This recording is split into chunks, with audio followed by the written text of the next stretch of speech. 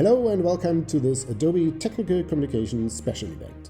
My name is Stefan Gentz and I'm the Senior Worldwide Evangelist for Technical Communication at Adobe, and I'm hosting this event today.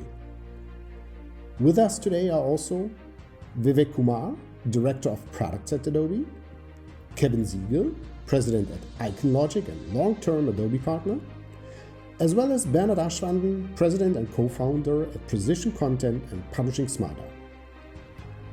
We are very excited to welcome you all today. The fall 2022 edition of Adobe Technical Communication Tools makes creating knowledge content even better and more enjoyable, with smart new ways to help you get more done even more easily. With new ways you can make it easier for your colleagues to collaborate on your content, and with even more power to get your daily tasks done up to 15 times faster. So everything you already know and love in the Adobe Technical Communication products and much more. Starting this October, it's going to get even better. We will start with a welcome note from our Director of Products, Vivek Kumar. He will look at artificial intelligence and how we have started building this powerful technology into our products for technical communication. I will then introduce you to our two main desktop tools for technical communication, Adobe FrameMaker and Adobe RoboHelp, and show you what is new in the fall 2022 release. After that, Kevin will talk about multi-channel publishing with Adobe RoboHelp 2022, because one output is never enough. And finally, Bernard will talk about orchestrating components with guides to guidance. Because today, the Adobe Technical Communication ecosystem can offer you even more for your technical content. So it's going to be exciting 2 hours. Enjoy it, be active in the chat, exchange your ideas, ask questions, and be wild and wonderful. And with that, let us welcome Vivek Kumar, Director of Products for the Technical Communication Solutions at Adobe. Over to you, Vivek. Hello and welcome everyone. Let me discuss something which is evolving rapidly in today's world. So computer has been around for almost 7 decades, and it started as a better calculator which can be programmed. So what it means is you can feed in certain logic into computer, and it will work if there are no bugs in a certain way. So it can solve a class of problem for you where things can be automated, where certain logic can be given, and so on.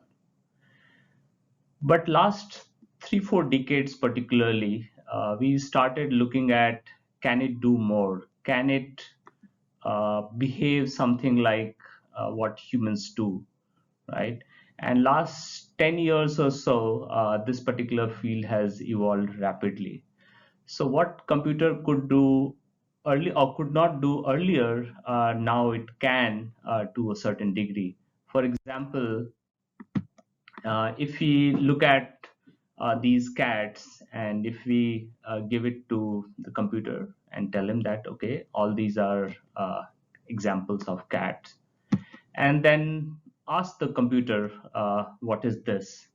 Computer can tell you that this is a cat, but I am not 100% confident. I am 58% confidence that this is a cat. These things earlier was not possible, or in today's also, you just can't program it to function this way. That, okay, if a certain pixels are a certain way, then this is a cat. It's just not possible calculation wise, right? So these kind of problems could not be solved earlier, but now it can, and the computer is kind of doing something. It's completely different set of problems it is solving. And same thing is happening in natural languages. So for a long time, we gave rules to computer, like teach English grammar, how to interpret a language, how to kind of output a language. It just did not work. It worked to a certain degree, but it could not evolve to be as pervasive as these right? Because now these tools can converse with you, it can answer your questions, and not in one language, but multiple languages. Earlier, we were just trying to solve in English or some other main languages, but now just world is the play field. It can kind of work for any languages. So it has evolved a lot, and these kind of things were just not possible earlier. So how does this work, right? So all those computer scientists, they started looking at how the brain functions, right? So they started taking inspiration from that. And let me give you one example. So, for example, auditory cortex, where the ear is attached, the nerves from the ear, the signal goes to a particular section of the brain, and that interprets the sound, right? And understands that, okay, what is being spoken or heard, or so on, right? So, what the scientists did was to the same cells, instead of the ear, they converted the signal from the eye. And what they realized, that after some time that part of the brain started seeing it, right? So how does the brain function, that the same different parts are not different? And the conclusion was that they all work uniformly, and they learn, right? The what signals you give, slowly it evolves and it learns. So brain is formed of small neurons, and that has kind of interconnected. So one neuron does some processing, it sends the signal to the other neuron that does some further processing, and so on. So the input which is coming to the neuron, those are dendrites, so those are inputs, and then the electric signal which sends to the another neuron, those are the outputs, and they are like interconnected mesh.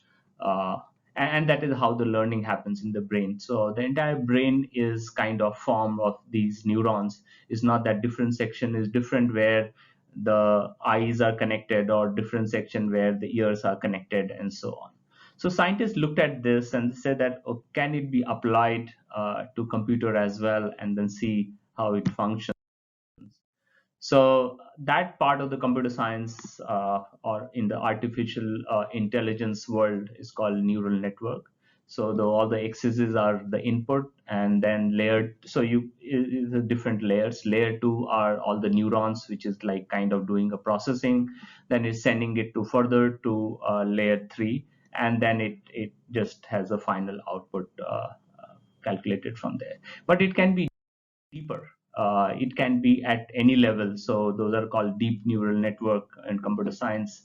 And I have shown just three red circles in layer two, but it can be in millions. So for example, if I take an image of 128 bit by 120, or 128 a pixel by 128 pixel, and it has RGB, all three color, then this layer 2 will be 128 by 128 into 3, right? So you can imagine it can run into millions, and how computationally intensive these are, right? And earlier, these kind of things have been there for quite a while, 3-4 decades, but our computers and our were not that evolved, which could compute such kind of high intensive these mathematical formulas and matrices. But now now it is possible, and things are distributed also, so which makes it easier, and the data is also available. So earlier that kind of data was not available. These are some of those things why suddenly we have seen a surge of these kind of solutions, which it was not there earlier. So what can it do for us? Let's take one interesting example. So for example, AEM Sites is Adobe's CMS solution for the marketing world, and AEM Guides is Adobe's solution it's a CMS solution for the Tech Comm world. What it can do is, it can, let's say, if I say AEM Sites minus marketing plus Tech Comm, it can give AEM Guides, right? Earlier, these mathematical formulas could only be done on a mathematical expressions, but now it can work on words also. So it's pretty kind of powerful and amazing how it works. So let me show you how the computer does it internally. So I have hand curated it, this particular thing. So let's look at the top row: AM sites, marketing, tech comm, AM guides, PDF. So I have put in some words and I've associated a properties with all those words, right? So AM site is a CMS. It deals with experience. It deals with data. No, it is an enterprise-wide solution. It is an end-to-end solution for marketing content. And similarly, I have put for marketing that it is the CMS. No, same with Tech Comm, but Tech Comm data, yes, and so on. And AM guides, I have put that, and PDF. So all these words, so they have their vector. So if I put all these properties in a kind of a table or in a single matrix, single column matrix, that is called vector. And so every word has a vector, and then it does a vector kind of calculation. So just AM sites minus marketing plus tech comm, and then it gets some result, which is pretty similar to what AM guides is. So that is how it works. But this is hand curated and this is not scalable. So I have given properties to each and every word, and then it's pretty simple. Now you can see that, yeah, it is, what is the big deal in this, right? But that is not humanly possible to give properties to each and every word. That is where the learning and the other the main power comes in the picture. So let's see how that works. So and as I mentioned earlier, that it works for any languages, right? So it's not just limited to English. It can work in Hindi, Japanese. So I have same thing translated into 3 languages here.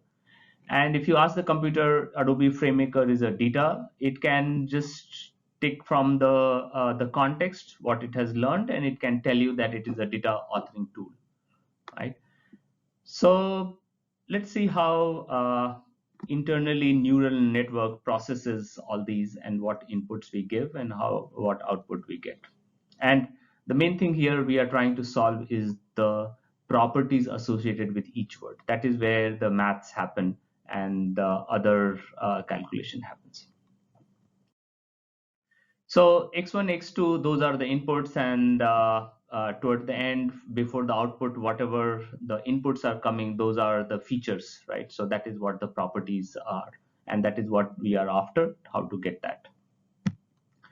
So data, you give the input for each and every word, you give the input with a single matrix, single column matrix with all the words in the universe, right? So you can see that how computationally it becomes kind of difficult, but with the data word having 1, rest of the values will be 0. Similarly, FrameMaker or other stuff. So I just given 2 examples, but you will give it for all the words.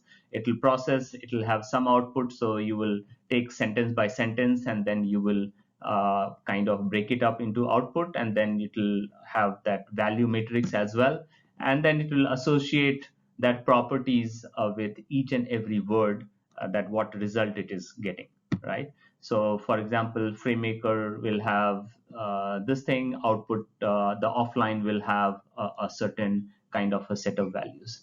Now here, computer had learned something, you don't know what it has learned, right? Earlier it was, let's say, CMS, or it was the experience data, those word I had given. But here computer has learned 3 properties for FrameMaker. You don't know what it has. Of course, it has learned from the context, but in what way it has learned and so on, you don't know. You know, it has some 3 properties of that, and then it can do kind of a maths, and then it can apply that learning for you, right? So this is where at times, you know, computers go rogue and starts spitting all kind of output or junk because it has learned in a wrong way, right? So this is what the learning is, and it has learned. So this is what the outcome you see at the bottom right is the main thing, right? So you give all the input, you do all the processing, and computers have learned something, right? And then it will do things for you. So this is just one example. It can, for example, it will know that speaking and spoke is similar to writing en route, right? So they learn the relationship, but it will not know that it is a verb or tense, right? India and New Delhi and France and Paris, it will know that they have a similar kind of a relationship, but it will not know that it is a country and a capital. So these kind of a learning, computer can learn on its own and so on based on the input you give, right? So what we have done in RoboHelp 2022 with this release is we have integrated with similar AI-powered grammar checker. It's a service provider, sapling.ai, so we have integrated with that. And here the grammar checker is not rule-based, right? So it's not that it is kind of giving you grammar based on the English rule, right? So here it is learning, so it has a lot of data to work with, and it has learned. So it is learning what is the right grammar for English, and as per them, it is 60% more efficient than the rule-based engines, right? And it will keep evolving. So rule-based is what you have programmed, and it will stay there forever. Whereas these learning-based can evolve, and it will keep getting better. There are other examples. They're like endless, and this is just field is, I will say that we are just scratching the surfaces. It has to evolve a lot, and it's like kind of go a long way. So for example, smart tagging, auto summarization, you must have come across all these bot responses nowadays, is very common. So these are all part of the same kind of a family of solutions, if I can use that, right? So it's still early days, but it's very fascinating. It's a very kind of a class of problems which we will solve using this, which was earlier just not possible, or it was computationally infeasible to do so. Okay, so with this, I will close. Thank you very much for listening, and have a good rest of the session. Thank you.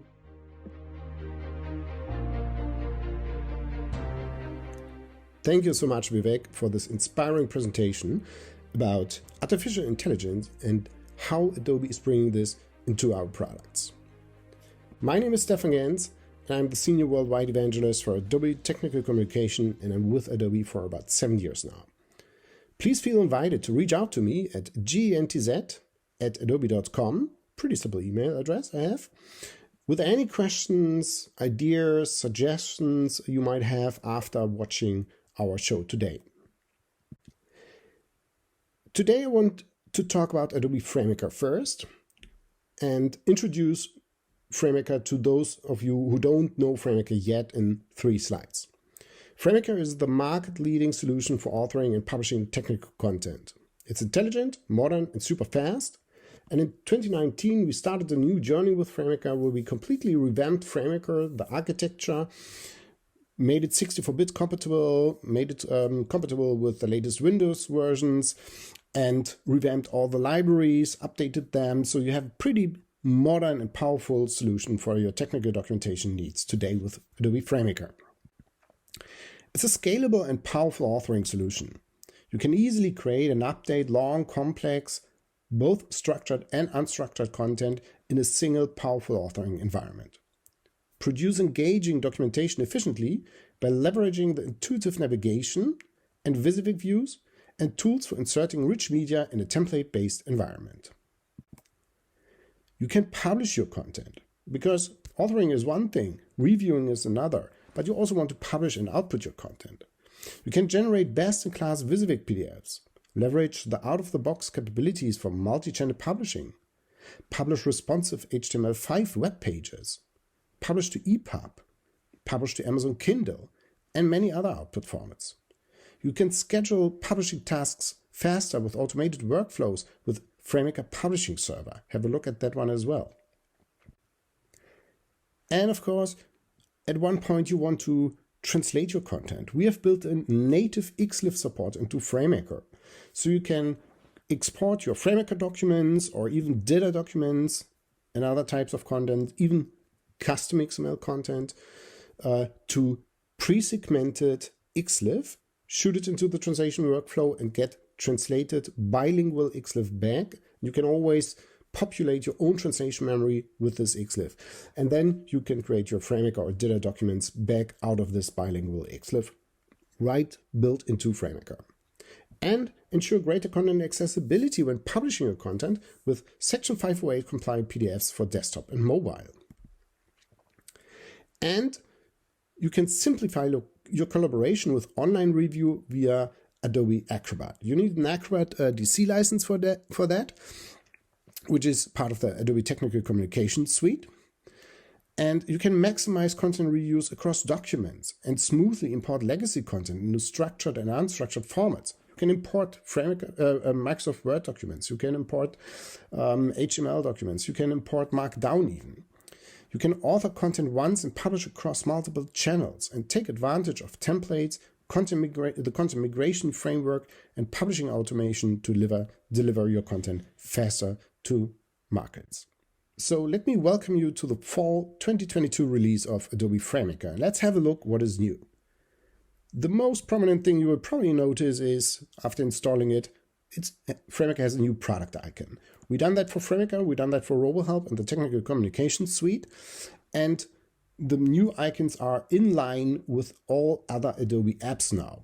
That was an important step because we were a little bit behind the Creative Cloud apps and many other apps that Adobe has. And now these product icons are in line with the other solution Adobe offers.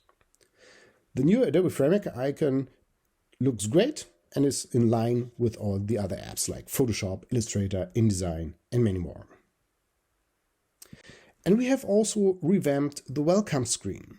The new welcome screen follows the UX and design principles of all the other Adobe apps like Photoshop, Illustrator, InDesign, XD, and many, many others.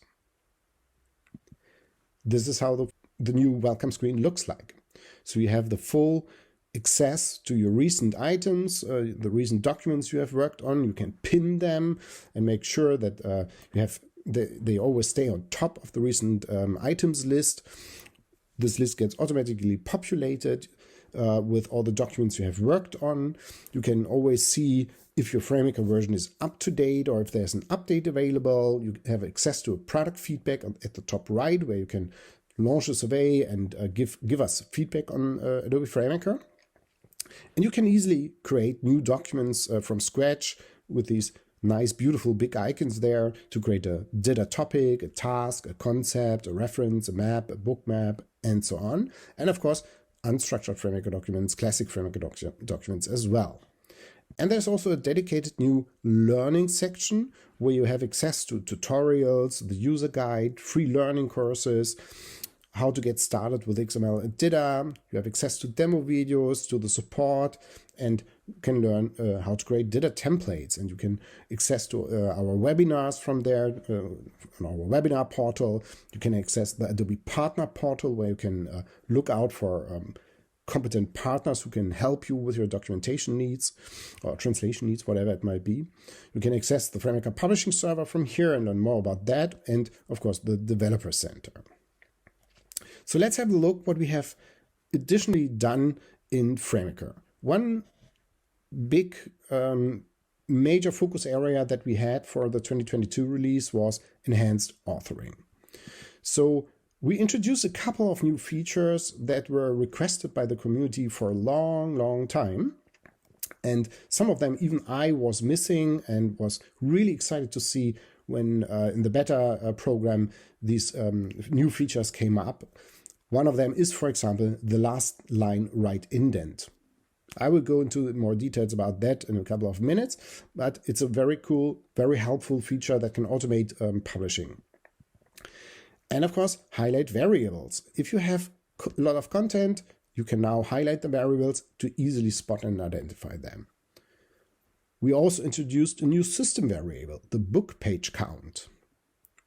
This gives you the total number of pages, not only in a book component like a chapter, but for the whole book. And one very cool feature is the find and replace object style. You can search for an object with a specific style attached and replace the style with a different style. So that makes changing the styles of objects across a whole book even very easy and fast. And we spend a lot of effort into how you can work with tables. You can now assign different colors for table headers and footer rows. You can convert table rows easily. Just select the table and convert it to a header or footer row. You can easily select table components with a context menu. And you can adjust the table row height, which is, you might think that's super normal to have, but it was not there in FrameMaker. And we were asking for that, and the Adobe developers implemented it. And I'm really excited to have this feature now because it's much more intuitive than setting this manually. So let's have a closer look at the details of that. Last line right indent. What does that mean? In earlier versions, you could define the first line indent, the left indent, and the right indent for a paragraph. And now you can also define the last line right indent. It's right in the paragraph designer where you have the indents like first, left, right, and highlighted in red here, last line right. And this is especially useful for automating proper layout in generated lists like table of contents, index lists, price lists, etc., with entries spreading over multiple lines. So let me give you an example on that. This is a typical table of contents in the sample manual that is shipped with FrameMaker. And you can see that there's this first line, change the seat temperature manually with clear control. And if you have a closer look at that, you will see that this is sort of overlapping with the virtual column where the page numbers are. And this doesn't look nice. And in the past, you would probably insert a non-breaking space between with and clear, or maybe insert a shift return or something like that. And with this new setting, you can easily define that the right indent should be at a specific position and the last line right indent is on the right column. And that makes it very easy to automate things like these kind of line layout scenarios very easily, and you don't need to post edit that. Another feature is highlight variables. And I really like that a lot because it makes it so much more easy to work with variables because you can identify them very easy. In the past, variables, unless you had explicitly marked them up with a character style, were just looking like the rest of the text. And it was sometimes difficult to understand what is normal editable text and what is a variable, like a product name, for example. And we made that very easy now to identify variables in your text content. Just go into the main menu, choose Edit, Preferences, Variables, and activate Enable Highlight. You can define your own color, how the variables should be highlighted in the text. And the best thing about that is this highlighting is only visible in the document itself while authoring it, but when you publish to PDF or to HTML5 or other output channels, you don't see this highlighting anymore. So it's pretty safe and you don't need to worry about turning off the highlighting before printing. And that makes identifying these variables in the context of your document very easy. And you can easily spot them, click on them, double click them, edit them, etc. And when we are at variables, we also introduced the new system variable book page count. And this enables you to not only insert a page counting thing like page 3 of 20, because that specific chapter has 20 pages. That is the variable page count or last page num. But we introduce also this new variable book page count, and this variable counts the total number of pages starting from page 1 of your book to the last page of your book, usually the back page. And this makes it possible to have a scenario counting like page 3 of 365 pages in total in your book. This is a system variable that was requested by many of you, and we have introduced this in the fall 2022 release of Adobe FrameMaker. Another nice thing is find and replace object styles. What does that mean? An object style is something that you can attach to a graphic object. For example, a screenshot. or a text frame, or other objects. You can define, depending on what kind of object you select for assigning a style, you can define many things like colors, borders, how the position of the anchored frame, for example, is, etc. And just by assigning the style to a graphic, for example, it gets automatically layouted based on the definitions in the style, in the object style. But sometimes you want to change that. And let's assume you want to change one style to another and want to do that for like 300 graphics in a document. And you don't want to change the existing applied style, but want to simply assign a completely new style, because you might need to use that other style in some other specific scenarios. And then you can simply use the new find and change capability built into the find and change dialog of FrameMaker, where you search for a specific object style tag, you insert the name of the style tag, and change it to an object style tag, which is the new one. And then you just click find and change, or change and find, or change all, to do that across a whole document, or even across a whole book, or maybe even a data map. And that makes changing or reapplying different styles to graphic objects very fast and very easy. A lot of people have asked for that, and it got good feedback in the beta forum, so really happy to have that feature here as well. Let's talk about tables. Table header and footer row colors are something people are assigning to their tables for a long time. But in the past, you could assign only one color for both the header and footer. And there are a lot of scenarios where people wanted to have different colors for the table heading row and for the table footing row. And this is now possible with the fall 2022 release of Adobe FrameMaker. You can go into the table designer and assign a specific color for the header rows and a specific color for the footer rows. And of course, also, as in the past for both of them, you can select the fill for that and make it 100% of this color or some lower percentage of this color. And that's a pretty neat, nice feature that will make designing nice looking tables more easy. Maybe you want to have the table header in blue and the table footer in gray. You can do these things now very easily with a new feature for defining a specific color for the footer rows of a table. Very nice feature, I think. And one feature that I'm really happy to see here is convert selected body rows to header rows. Why is that such a big deal? It's a big deal because let's assume you have inserted a table without a heading row or without a footer row.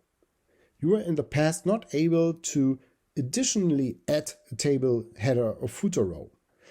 Or you have some row in the table that you now want to convert into a header row, or want to convert it into a footer row, so that the header row, for example, spreads or is repeated on every page if the table is continuing over a lot of pages. If you have a long table that spreads over 2 pages, you don't want the table on the second page start with just an entry line with a body row, but you want to repeat the header row that the table started with on the page before, so that it's more easy for the reader to understand what kind of information is presented in which column.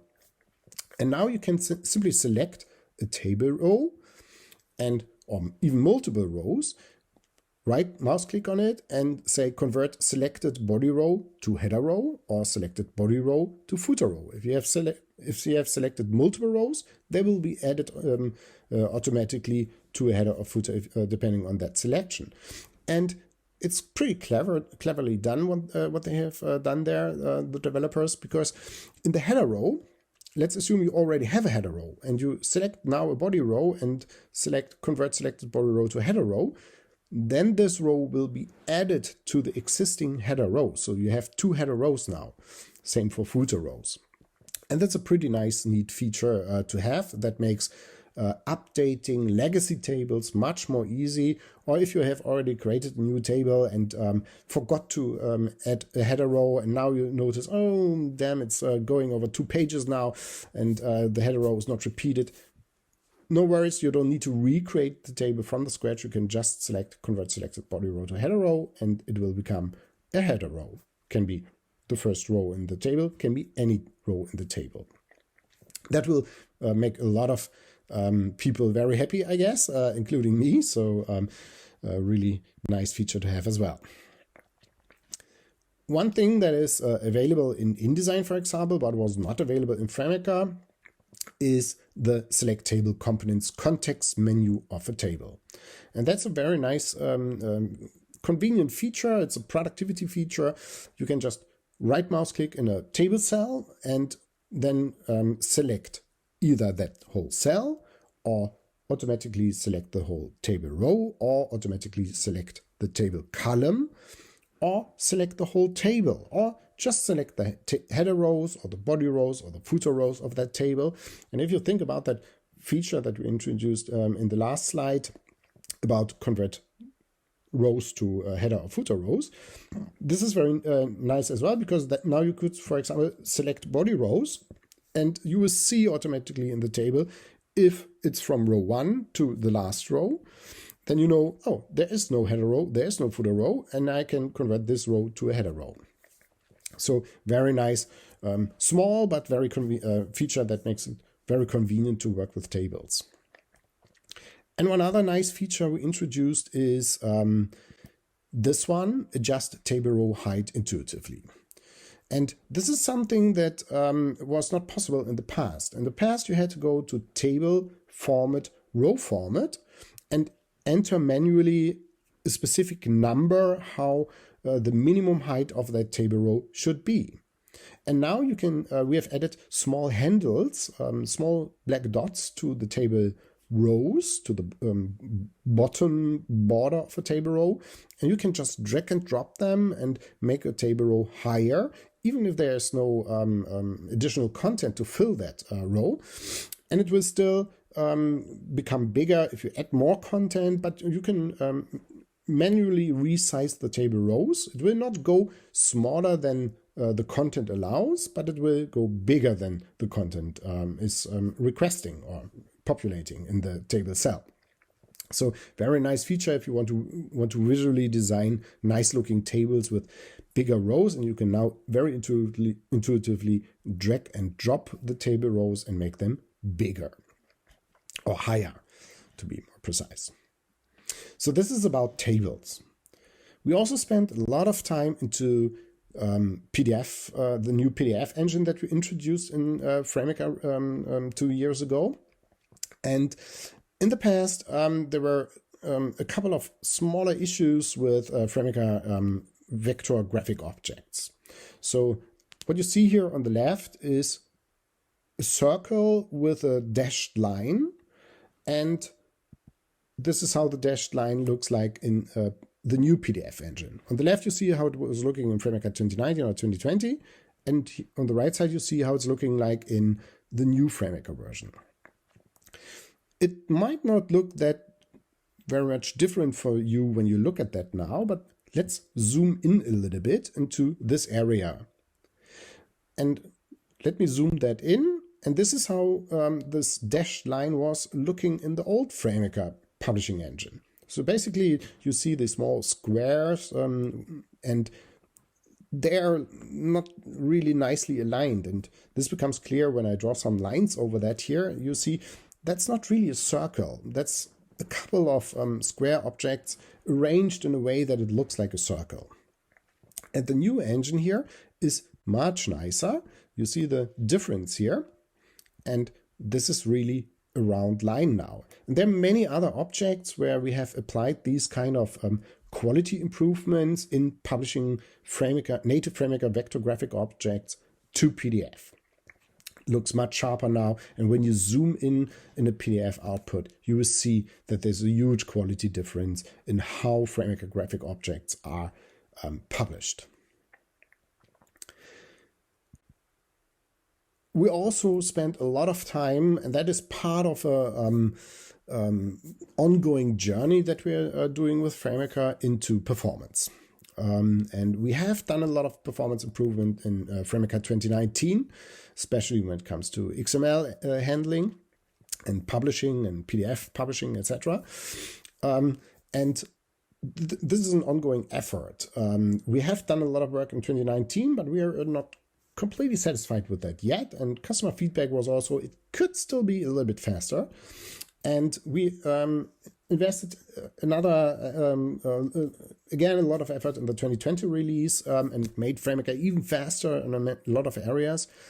And here in the fall 2022 release, we continued that journey and made huge performance improvements, especially when it comes to DITA and XML handling. So let's assume you have a large DITA map with maybe hundreds of topics, and you want to search through that DITA map for a specific word, or do a find and replace of specific words. This could take quite some time if you have a large DITA map, because every document has to be opened, rendered in FrameMaker, the text has to be searched, then replaced, and then closed. And this is now much faster. It's up to 15 times faster to search through large DITA maps and even replace content in large DITA maps in a lot of topics. That's an amazing work what our team has done there, the development team. It's up to 15 times faster.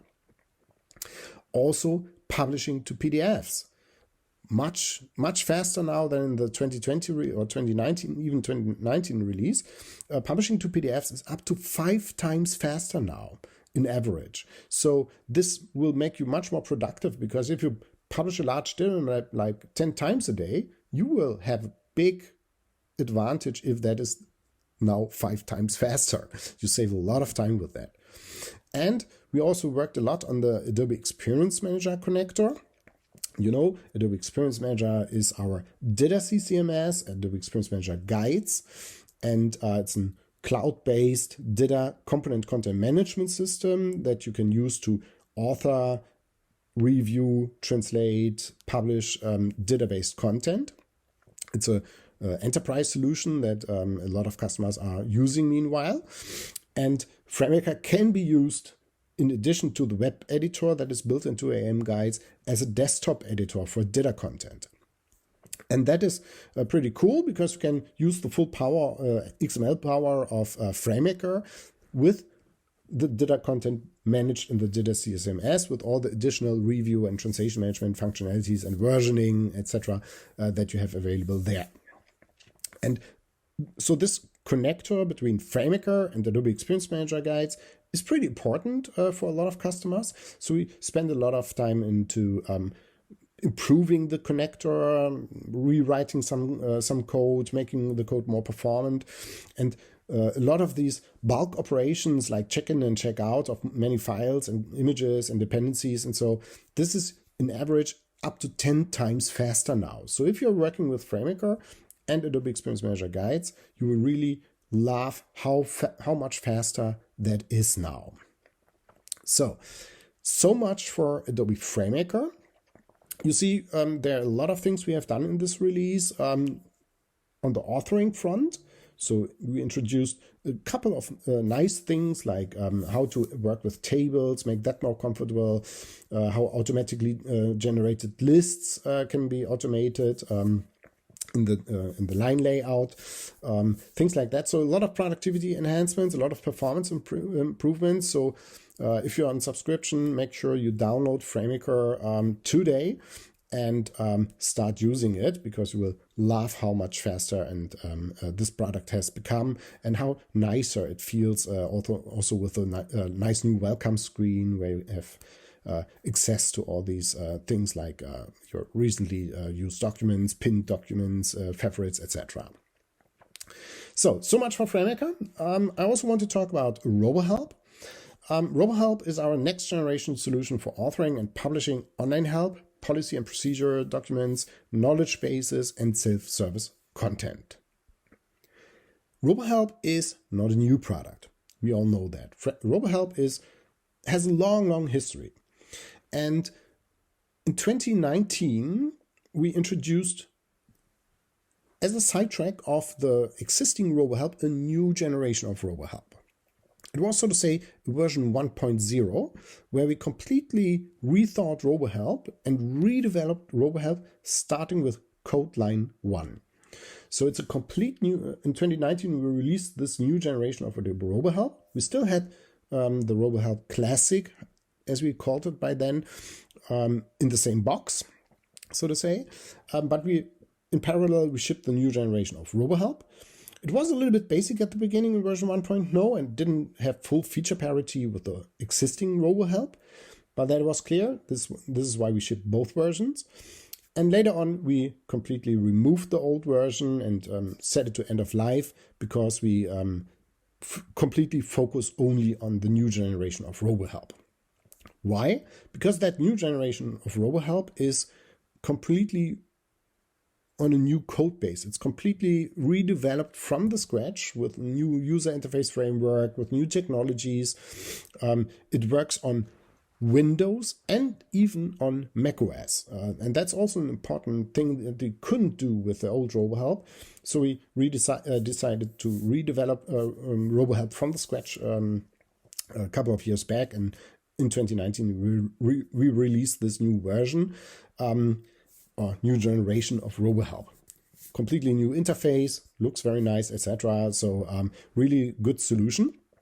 And it's future-proof because with this new technologies we are using in RoboHelp for development, we can develop things much, much faster. And as you have seen as an existing RoboHelp user since the 2019 release, we almost quarterly released a new update for RoboHelp. And that was not just for fixing bugs. It was also for introducing new features, especially in that subscription world that has become more and more our approach, that we release quarterly or every half year, sometimes monthly, a new update of RoboHelp and introduce new features. So that's also a little bit the thing about the fall 2022 release. And that's why we call it like that, or I call it like that, because it's not sort of a big major new release. It's part of a continuous release cycle where we release new versions of RoboHelp continuously in an agile and continuous model. Of course, the fall release year is a little bit bigger now with more cool new stuff in it than in a normal update. But even in these normal updates, we introduce new features, small productivity enhancements, improve existing things, implement customer feedback, and of course, fix bugs. So let's have a look what RoboHelp is. It's a solution for fast and smart authoring. Even beginners and experts can author content very easily on a topic-based model. It supports HTML5 and CSS3 and JavaScript, and you can do all that in a very nice, lean, minimalistic, yet still powerful user interface. You can easily create rules and manage references that enable creating content once and then reusing this content efficiently across channels and formats. You can simplify collaboration with web-based review and connect with platforms like Git and SharePoint online for version control. And it enables modern omnichannel publishing. You can create micro-content to fuel artificial intelligence-powered chatbots. We heard from Vivek earlier about AI. And featured snippets in search engines. You can publish directly to responsive HTML5. You can publish to PDF. We have a new PDF engine here, small teaser. Adobe Experience Manager, Microsoft Help, and more. By the way, this is an interesting thing that you can publish from RoboHelp to Adobe Experience Manager sites if you have AM guides as well. And you can natively publish to your preferred knowledge base and self-service content platforms like Salesforce and Zendesk and many others.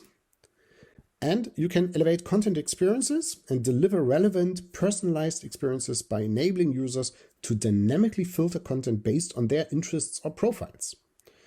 Maybe you have a beginner user, an advanced user, an expert user, and you can tag your content for these audiences, or you have audiences in, let's say, North America and in Europe and in Asia, and then you can tag content to these specific geos.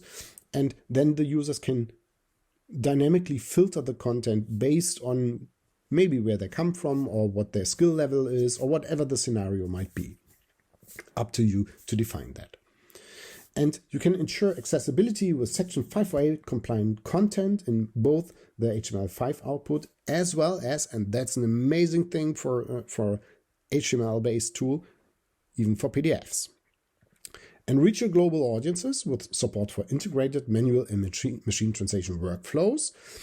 We also have XLIF support here. We also support creating pre-segmented XLIF that you can give into the translation workflow with your translation vendor, and they can import this pre-segmented XLIF into their tools like Cross,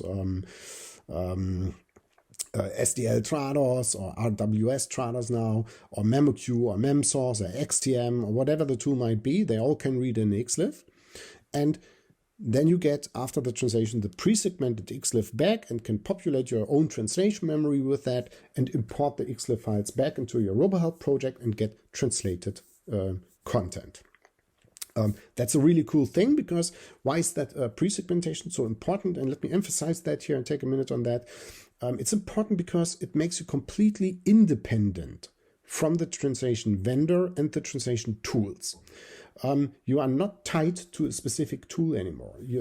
All the translation tools have filters for HTML, for example, but they all interpret it differently, they all segment differently, they all tag content differently and handle the tagging, the internal text of the HTML content that you provide in a different way. And even if they all fill their translation memories with that, they are still different, and you will never be able to move from one translation tool to another translation tool by just exporting the translation memory to TMX and importing that TMX into the other tool.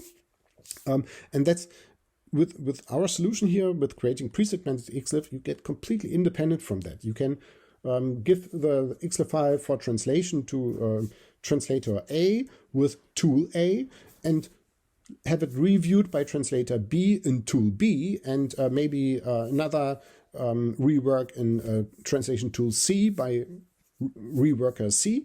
And they all the translators can use any tool they want to translate your XLIF files, and you will always get bilingual segmented XLIF back and are completely independent from the tools that the translators use. And this is very much appreciated by the translators, because they are not forced to use a specific tool just because you were using it in the past. They can use any translation tool, the translation tool of their choice, for your content. It's a great thing that makes translation processes much more transparent, much more peaceful, and much more happy.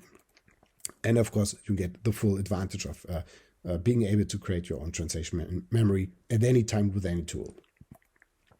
So let me introduce you to the fall 2022 release of Adobe RoboHelp and what we have done here. Again, new product icon. So the new product icon is again in line with all the other Adobe apps like Photoshop, Illustrator, InDesign, Adobe XD, Adobe FrameMaker now, etc.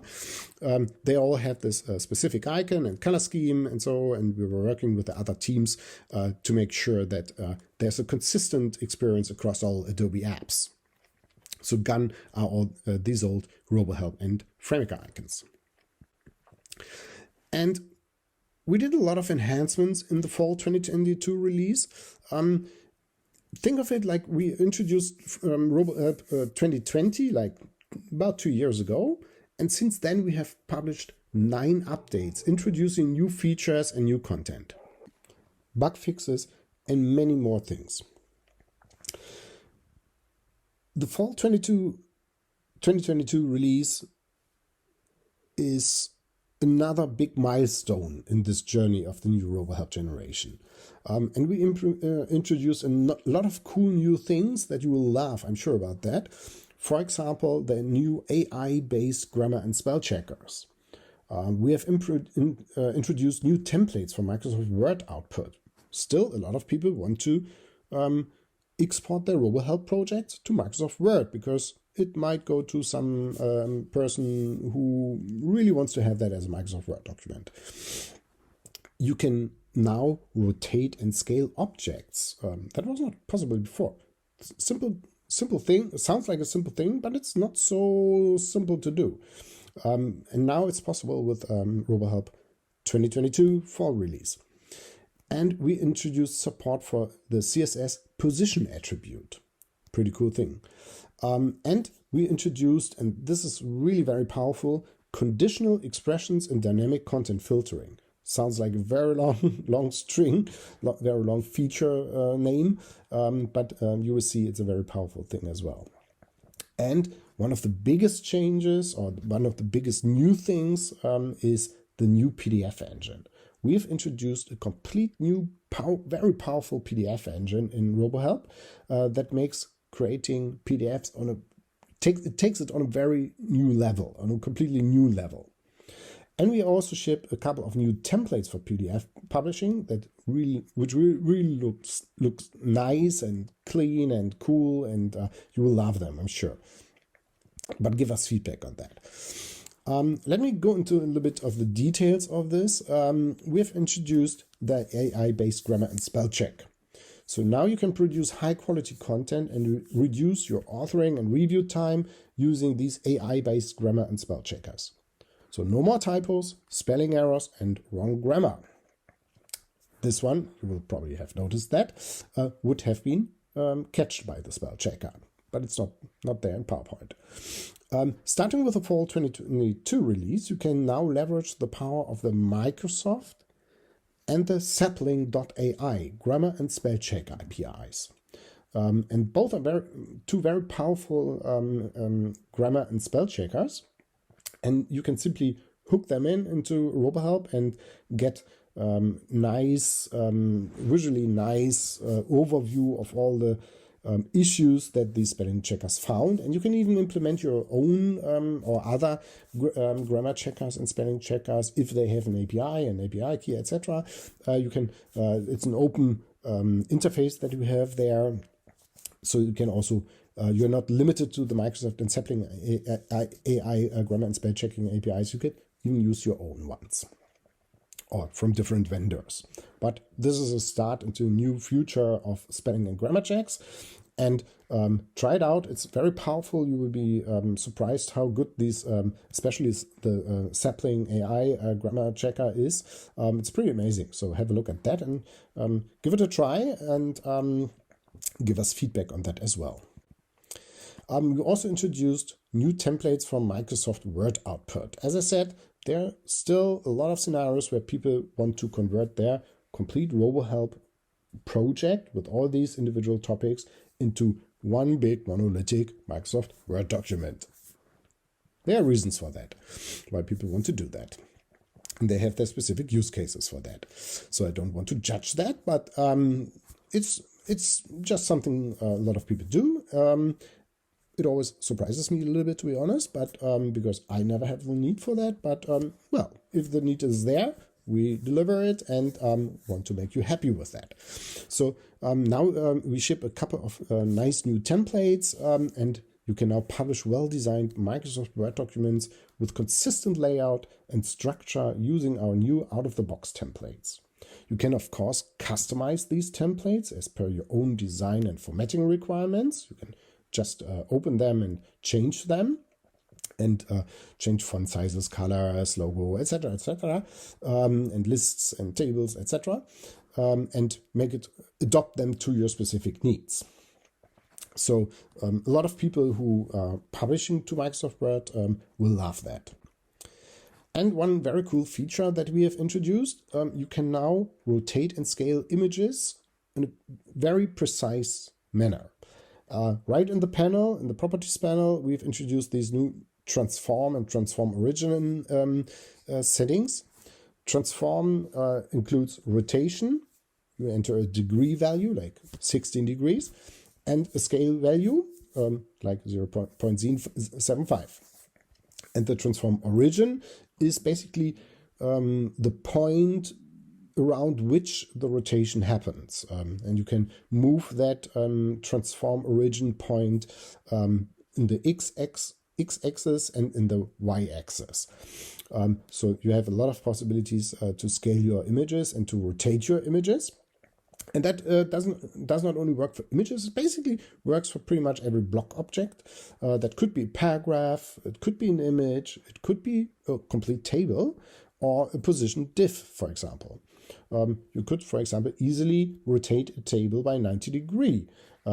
Think about the use cases for that when publishing maybe to PDF, a large table that needs to be very wide, and maybe you want to publish that as a table rotated by 90 degrees.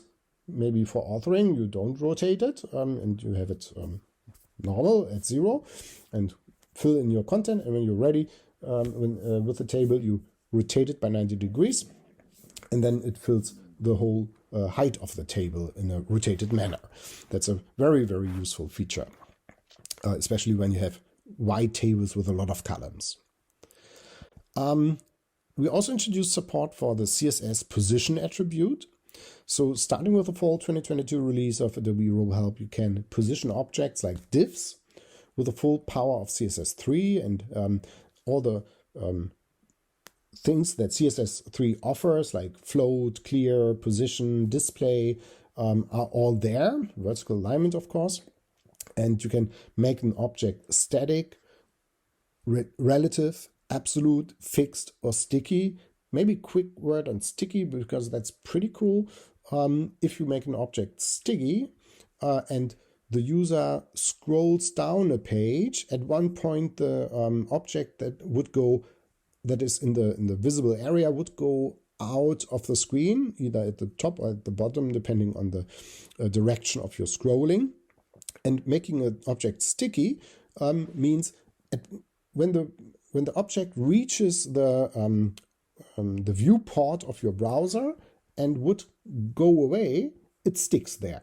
So you can use that for example for table rows, like heading rows, or if you have a specific share icon or things like that. And this making an object sticky means it will never go out of the viewport of the browser and will always be there. But as soon as the original position comes back in, it will move around again, up and down, depending on the scroll direction. But if it would move out, it would still stick at the top or at the bottom of the browser window. Specific feature, the CSS experts among you will know what I'm talking about and will love that feature because we made it very easy here by just clicking on these properties in the properties panel for an object, and that way you can define that like flags and things like that. A little bit CSS stuff, but very cool features. And we also introduced conditional expressions in dynamic content filtering. I was already joking a little bit about that long feature name, and when I got it from the product team, product manager, it was like, okay, this is a hard, long feature name and not very marketing friendly, but it's a pretty cool and very, very powerful thing. Because you can now use conditional expressions for dynamic content filtering in the published output. And that means user can now filter and personalize the content in a much more advanced and much more detailed level than they were able before.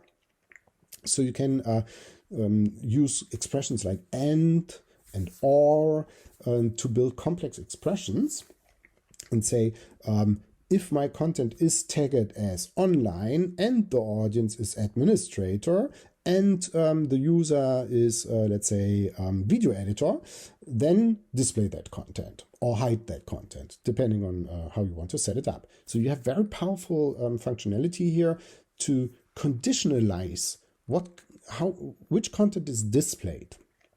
It's a really very powerful feature that is not to underestimate, and no other tool has it like that. No other head tool has it. So it's very powerful. And we also spent a lot of into PDF publishing, but because, as you saw in the technical communication survey, a few weeks back we had a webinar on that. The Adobe Technical Communication Survey 2022. The vast majority of companies are having PDF as their output channel number one. It's still the major output channel, and even if you have a tool like RoboHelp, where you might think the primary output channel is a web page or some online format, like a knowledge base or whatever, pretty much every customer also produces PDFs. For archiving, for sending it around more easy as a container format by email, instead of just sending a link, and so on, and for offline usage, etc. A lot of scenarios where online content cannot be consumed. Maybe you're making a documentation for a machine that is standing somewhere in the forest, and there is just no internet to go online, then you will love to have a PDF as well on your mobile phone with the documentation. So with the Fall 2022 release, you can now take advantage of our new extremely powerful PDF engine in Adobe RoboHelp. It's a very powerful engine that can create fully tagged, fully accessible, print-ready PDFs. And, hold your hands now, in RGB or CMYK. That means from an online help tool that is HTML and CSS based, which is usually an RGB only world, you can now create CMYK print-ready PDFs and even make them compliant with PDF standards, industry standards like PDF-A and PDF-X, PDF-X4, for example, or PDF-A1. And you can even include ICC profiles. That's a specific thing that publishing houses, printing houses need to understand how to deal with the colors, with the CMYK colors in the document. And you have a lot of configuration possibilities. Pretty much everything that the PDF standards allows you to do is in that engine configurable. You can define if you want to create accessible tagged PDFs, and they will be fully tagged, including images, text, etc. That makes screen reading PDFs very easy. It's a mandatory requirement for delivering content to government agencies, etc. You can merge many PDFs included in the talk. You can embed fonts into the PDFs. Amazing. I've never heard that any other tool, head tool or HTML or XML based tool can do that. You can use automatic hyphenation to automatically hyphenate your text so that it doesn't flatter too much on the right side. You can enable JavaScript if you want to have, let's say, forms and fillable forms in your PDFs. You can embed multimedia files. You can fully compress and optimize the PDF size and use image compression to optimize the PDF size. You can define the image resolution. Here I have 96 dpi, but you could also define something like 300 dpi if you want to publish a PDF that goes into print. You can add watermarks. You can enable MathML equations. You can create interactive PDF forms, include track changes, define the PDF compliance level, etc. You can add crop marks, bleed marks, all that. So pretty much everything that you need to create professional printing house ready PDFs is something you can now do with Adobe RoboHelp 2022. And one last thing, because PDF publishing also needs nice looking PDFs, we have introduced a couple of new templates which look very nice, and you can create nice looking PDFs, and of course you can customize these templates by as you need it, and change the colors, change the graphics, change the logo, etc., etc. Fonts, you can completely customize them to your needs, but they are a good start because they already look pretty nice and clean and consistent, and you can then simply adopt it a little bit by maybe changing the color orange here to your personal corporate color, and you will automatically get a nice looking professional PDF. So that's pretty much it for RoboHelp. There are a lot of other smaller enhancements and smaller bug fixes in there as well. I cannot use this session for all the small changes and details. There are release notes, of course. You will be able to look up all these changes there. But this is this was an overview of the major changes that we did in the fall 2022 release. And of course, as you can imagine, we have already started our work on update 1 for this new generation of FrameMaker, of RoboHelp.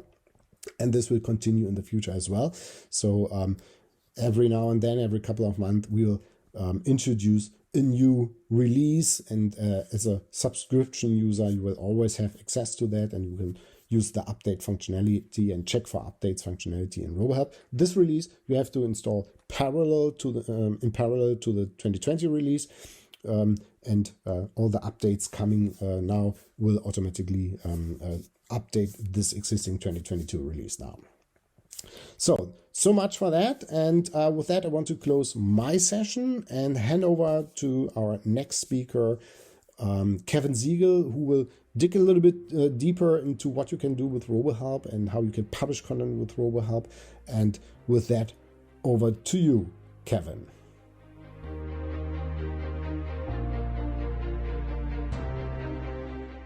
Welcome everyone to my session on Adobe RoboHelp and its many outputs. The name of this session is One Output is Never Enough, and it is absolutely true. When you use Adobe RoboHelp, what I have found is I've taught RoboHelp and used RoboHelp is that my customers want more than one thing out of RoboHelp, be it a website, a print document, a PDF, even an ebook. And RoboHelp 2022 has really got that covered. First, let me tell you about myself. I am the founder and president of IconLogic. I started this company more than 30 years ago. I'm certified as an online training professional through ICC-OTP. I'm a certified technical trainer.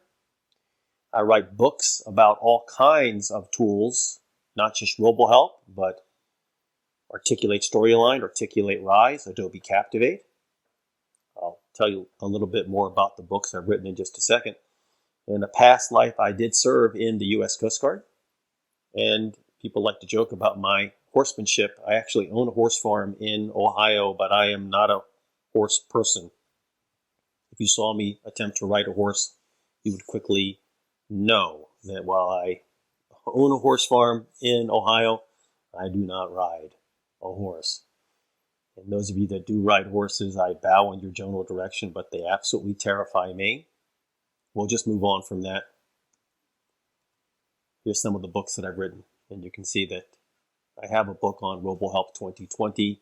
My RoboHelp 2022 book is in development right now and will be out shortly after this presentation. You'll be able to find it on resellers like Amazon.com and on the IconLogic website. Let's talk about the agenda for today. I'm going to first talk about outputting to EPUB, that digital format that works well if you have an EPUB reader. RoboHelp also lets you output to the Kindle if that is your preference.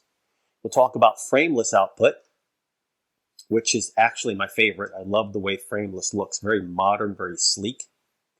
We'll talk about responsive design, HTML5 output, and a lot of work has gone into this version of RoboHelp to really make the output to Microsoft Word and PDF better, and I'm going to show you that as well. So let's get started. I'm going to switch over to Adobe RoboHelp. I'm going to start with EPUB. Before I do, I just want to show you all that this is a completed project, and there's nothing up my sleeves here. This is a simple project. And in the contents area, I've got a couple of topics. This is a project that is a policies and procedures guide for a fake company that I created called Super Simplistic Solutions. So anything that you might see is in no way based on fact. I just completely made up all the information that you see here. But the kind of output you'd be looking for is real. I mean, I have customers all the time that want EPUBs and they want responsive HTML5 and that kind of thing. So I've just got some topics here, and there's nothing particularly fancy about them. You can see here they are using a cascading style sheet to make them look consistent.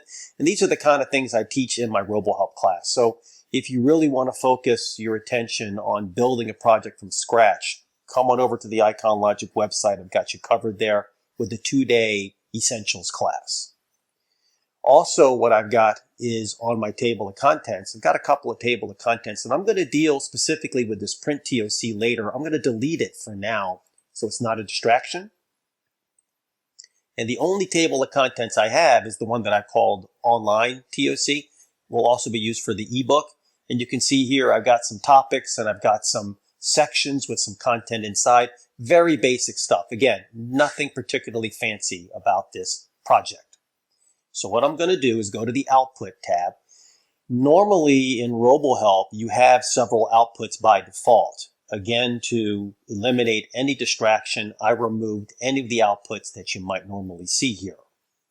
And I'm going to click the plus sign in the upper right of my screen where it says Presets and make a new preset. And the preset I'm going to select from the Type drop-down menu is ebook. And I'm going to leave the format set to EPUB, but notice Kindle is available, as I mentioned earlier in the list. I'll leave it set to EPUB. And I'm going to change the name to EPUB. If I could type, I'd be dangerous, right? Goodness. EPUB. All right. I'll click Done. Now, I'm going to leave pretty much everything at defaults just to see what I get. But I am going to check my output path. You'll see some strange information in my output path. I am using a Macintosh running Parallels. So what you see here is actually not as good as what you're going to experience, because when you're on Parallels on the Mac, a lot of the memory goes to my Windows side. And so what I'm doing is actually going to be slower than what you're going to experience, which is good. I'm going to browse to a folder that I've created on my hard drive. So I'm working right on my C drive. I've got an output folder. I'm going to go to ebook and I'm going to click select folder. I'm going to leave everything else exactly as it is out of the box. And now what I'm going to do is I'm simply going to generate the output. Again, the only thing I changed was the output path. So let me go ahead and do that. I'm going to right click, generate. I'll save the output. The only thing I changed was the destination, the output path. Let RoboHelp do its thing. It's done. I'm going to right click the output and I'm going to tell RoboHelp to show me this EPUB in my Windows Explorer. And here it is. Now I'm going to actually open up that EPUB on my Mac side just to avoid any kind of weird things happening on screen. I'm going to right click. I'm going to choose Open With, and I'm going to choose Calibre on my Mac. If you had any other reader on your computer, you could use that to open it. So you can download these from the web. They're free. Let me open up Calibre. And it just added the book. And you can see how the thumbnail looks over on the right. I'll address that in a second. But let me go ahead and open up this ebook. And this is awesome. The ebook just gets created. The table of contents that I set up in RoboHelp is honored. It's beautiful. I'll click on one of these topics like special benefits, and it takes me right there. That's fantastic. And of course, because it's an ebook, it's flowable. You see this? That's the whole beauty of an ebook. It just works. So let me go ahead and quit out of here and return to RoboHelp. Actually, I'll quit out of Calibre as well.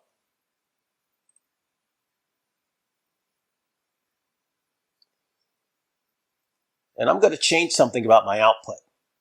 So I'm going to come over here to metadata.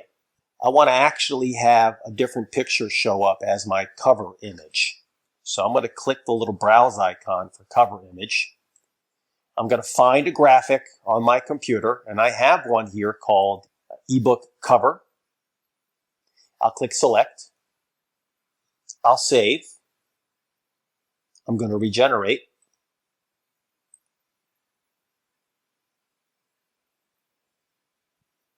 I'm going to find the location.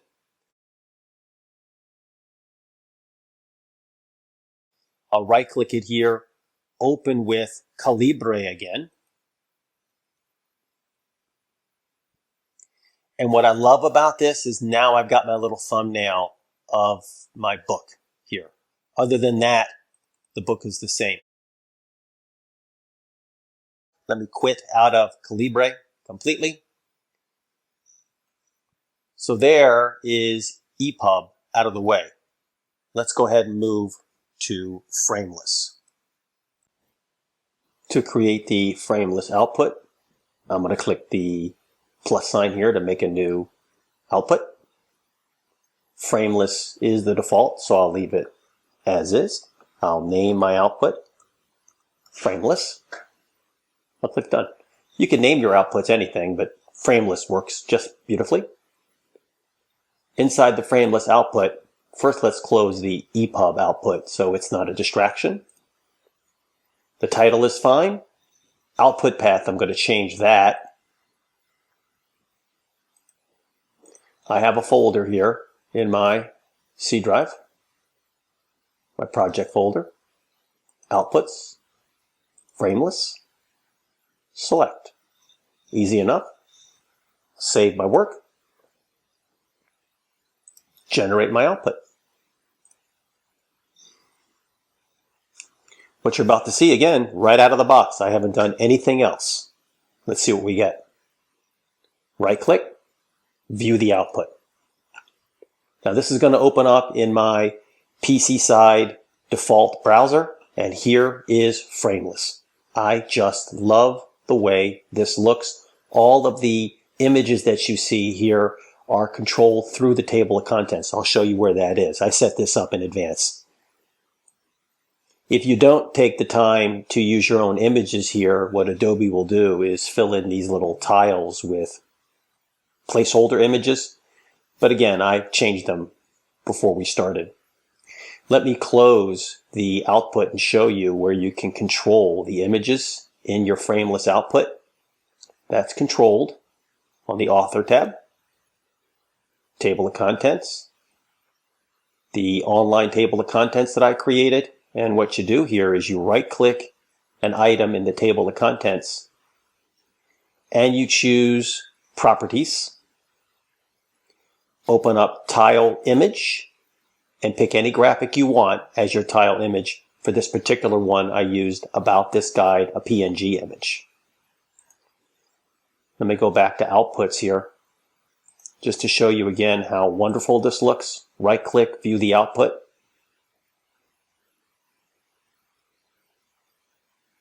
I'm going to open up one of these table of contents entries. Let's take a look at leave and vacation.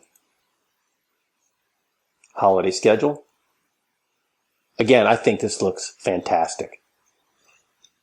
If you're not happy with the way your output looks, of course, you've got some choices here. So on the Layout tab for the frameless output, I'm going to come over to the template. Oceanic was the one that was selected. I'll hit the little browse icon, and I'm going to select dark mode. I'll click done. I'll save. I'll output.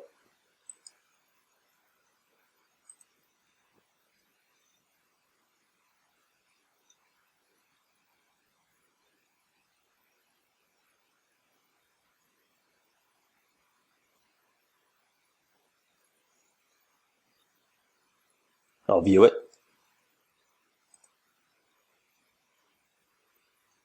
Dark mode. Real easy to do. Now, one word of note, because I've changed my background color, I would have to change my CSS, make my headlines white. Let me show you real quick how you can do that. Come over here to Author mode, Contents,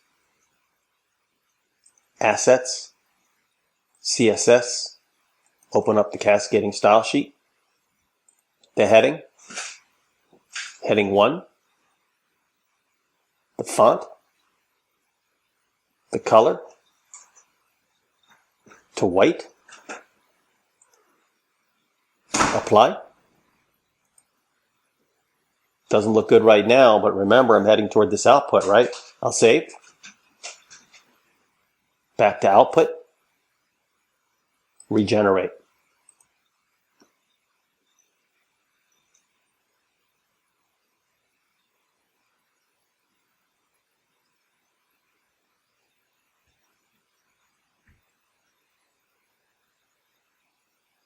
Right click, view the output, open up one of my topics. Headlines are now white and work well with the body copy. So you see how simple that is. If you understand cascading style sheets, you have that under your control. And of course, if I'm not happy with the appearance of the text here, you can see that doesn't work really well. You can change that as well through the actual template. Now, I'm going to put this back to white. Remember what we did? Author, assets, the CSS, open the CSS for editing, font color. I'm going to go with a purple this time. Apply. You can see the sample here. Save. I'm pressing Control S, by the way, to save. Close all this to get it out of your way.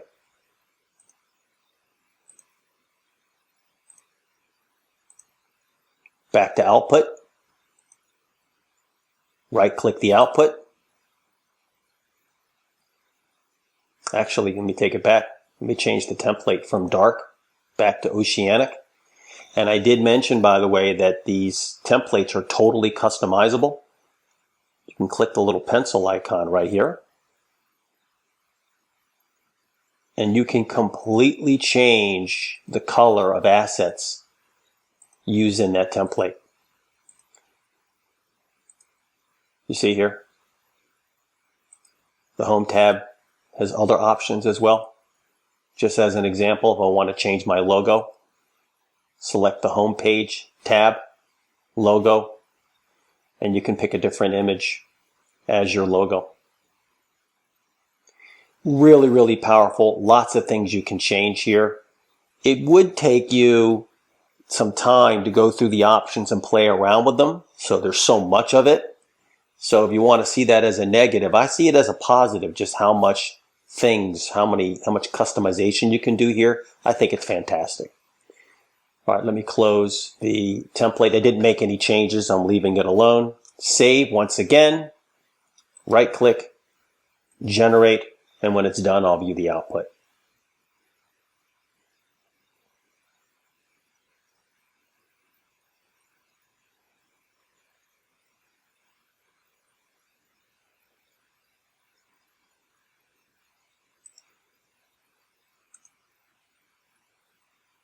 And here it goes.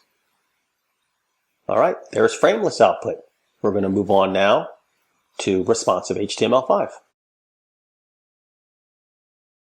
To get started, you'll never guess where I need to go. Anyone? Anyone? Output presets, the plus sign. You noticing a trend here? And I want to repeat, I said this at the outset, that these presets, some of these are going to be here when you create your first project, but I wanted to start totally from scratch. From the type drop-down menu, I'm going to choose responsive HTML5. The name, responsive. For me. Again, name it anything you want. Done. Here's my responsive layout.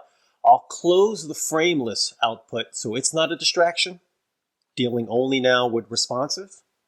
Got to pick that output path. And I'm being very particular here about this output path. For me, because of this virtual machine that I'm on, if I don't target the C drive, I get output errors. Could be the same for you. So if you start to get messages here that you're not expecting when you output, just pick a different output path. So here I go into my C drive again, into my data folder. Again, this is mine. You all could create your own set of folders on your own computer. Here's output. And I do want to call attention to the fact that I've got all these folders here in my output. I created these for different outputs I knew I was going to need. You'll make your own folders. Here's a responsive HTML5 folder for me, ready to go. Select the folder. I'm going to go to my layout category and I'll pick a template by clicking this little browse icon here, select from the gallery. And I'm going to choose charcoal gray. Notice that this preview shows you how the different outputs are going to look as the user's device might change. So you can see how the output's going to respond differently to a phone held vertically versus potentially a tablet over here. I'll click Done. I'll save. If you don't save and you try to output, you're going to get a message saying, do you want to save the output? So I'll get ahead of the curve on that one. Right-click my responsive output, generate it. Once again, let RoboHelp do its thing, looking in the bottom right of my screen. And when it's done, right-click. Viewing the output means it's going to open up in my default browser. And here is my output. Content, once again, using the same exact table of contents. Couldn't be better. I love it.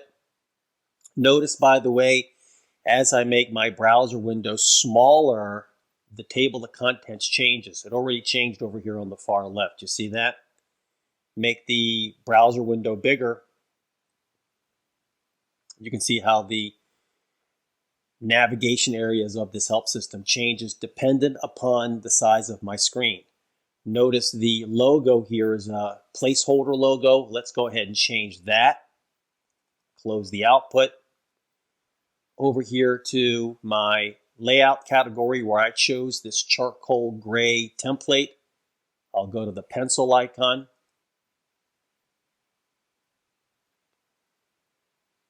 Go to my header area.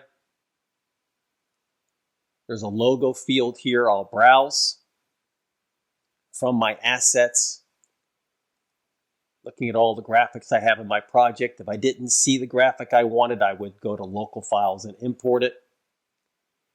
And here in the list, I've got some logos I can pick, like super logo. There's a bitmap there. I'll just pick that one. Now, it doesn't have a transparent background, so I'll browse for another one.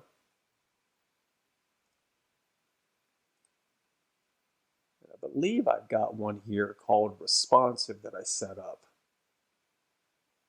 Well, here's one for frameless. I'll go with that one. Let me see if it's got a transparent background. Yep, this one's going to work well. It's got a transparent background. I'll save. I'll close it. I'll generate it.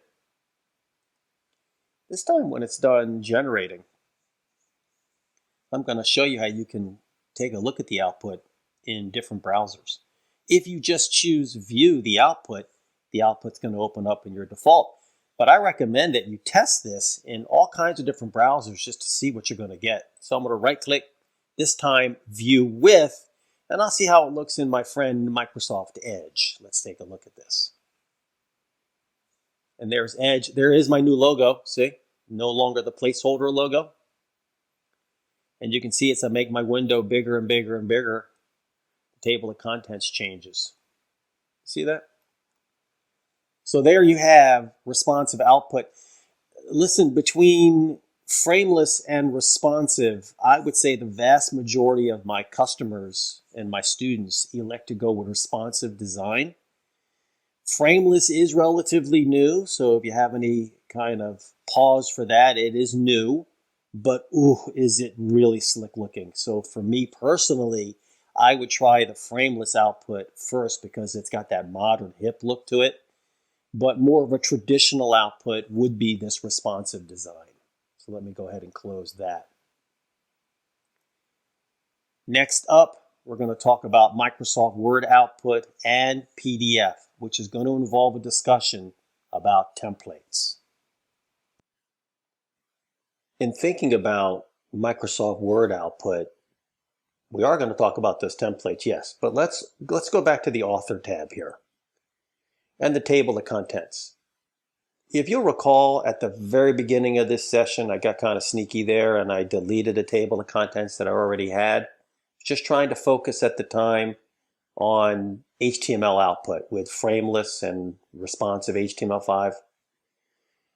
EPUB, let's set that to the side. If you've ever made a table of contents in RoboHelp, you may or may not have noticed that there's two types of table of contents. online and book.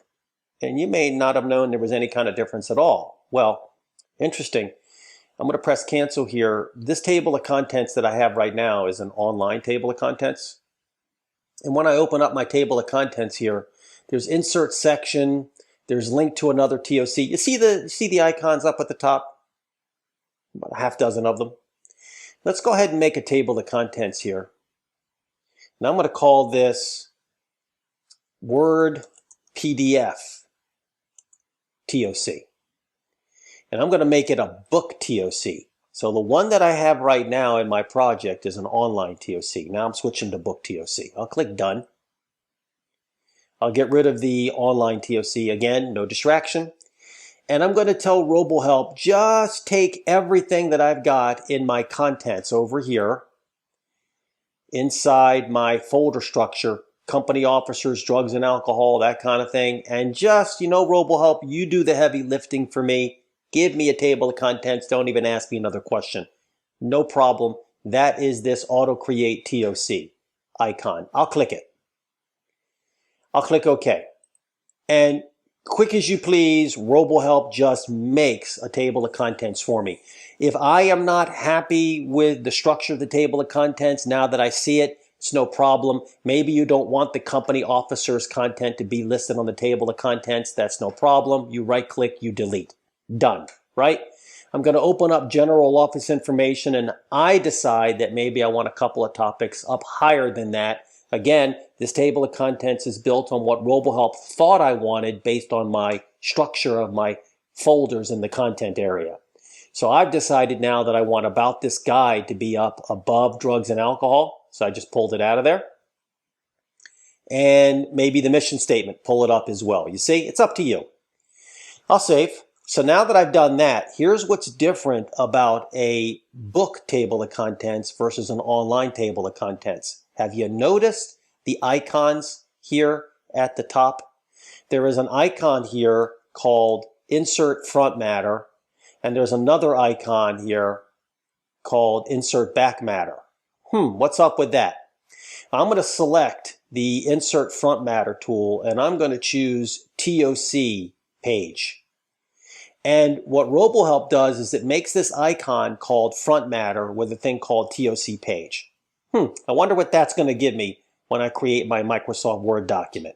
Now, I'm going to come over here and I'm going to click Insert Back Matter.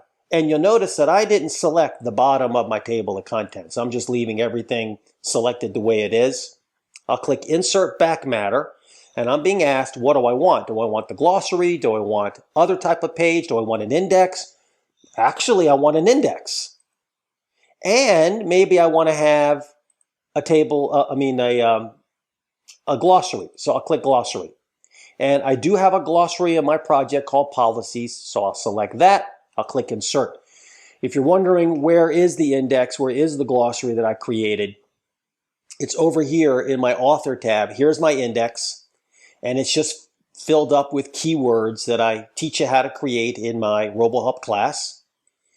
And there's a glossary of terms here. I've got a glossary that describes what an EAP is, what an ECT is, and what SSS stands for.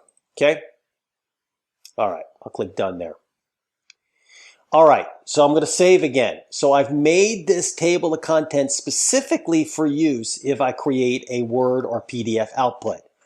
Now, I'm going to come over here to my output, and I'm going to click the plus sign again. And this time from the type drop-down menu, I'm going to choose Word.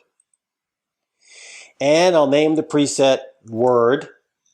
Any name's fine. I'm thinking Word makes sense to me.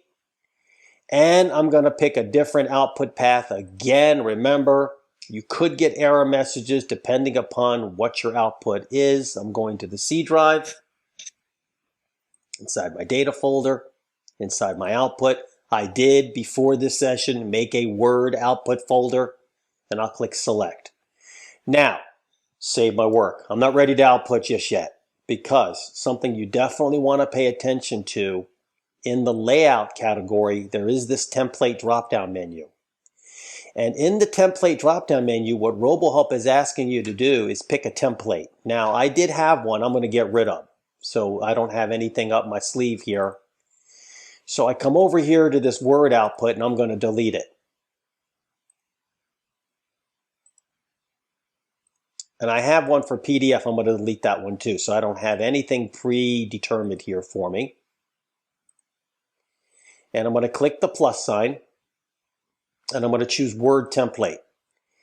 And I'm going to go with the advanced one. So there's another one called simple. I'm just going to go with advanced, and you get these orange icons here. You get this text. Now, please keep in mind that after you see this output, everything's customizable. If orange isn't your cup of tea, unless your football team's the Tennessee Volunteers or the old Denver Broncos, the Orange Crush. Have I dated myself with that reference? But in any event, if you want something different, you can have it. I'm just going to go and see what Adobe's got for me out of the box. I'll click Done. I'll save. Come back to my presets. Double click the Word preset. And from this template now, here's the advanced one. I'm also going to go to the Content tab here. And I'm going to change the table of contents to that Word PDF table of contents that I set up with you. I'll save, and I'm going to generate the output. Now what I'm expecting is, because the table of contents in Microsoft Word has a bunch of fields to it, I'm expecting Microsoft Word to ask me, do I want to update these fields, which is what you would typically see in a table of contents. So let me view this output. It's going to open up in Microsoft Word. And again, here's that message I was expecting about the fields. I would expect that again because it's a table of contents in Microsoft Word and those fields have to be updated. So the answer here when you see this message, this document contains fields that refer to other files. Do you want to update the fields in the document? The answer would always be yes. So here is my Microsoft Word output. And here's my table of contents. Look at this. It's a huge improvement from the old RoboHelp. Look how beautiful that is. And of course, the Microsoft Word document showing up as you see here. All of this output is controlled by a cascading style sheet. So all you'd have to do is open up the CSS, play around with those settings, including all the colors you see, all the fonts you see, everything. How about that? Pretty cool, right? Let me close the Word document. And I'm going to move now over to PDF output. And that's going to begin by clicking the plus sign one more time. From the type drop-down menu, I'll choose PDF. I'll name my output PDF. I'm done. Over to templates now. Make a template.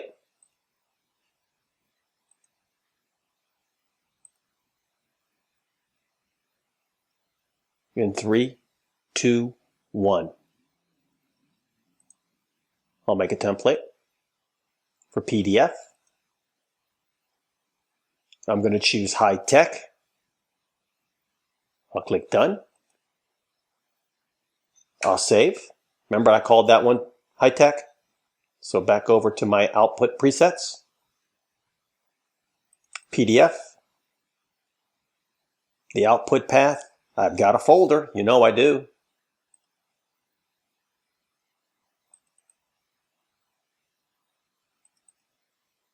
Here's the PDF output.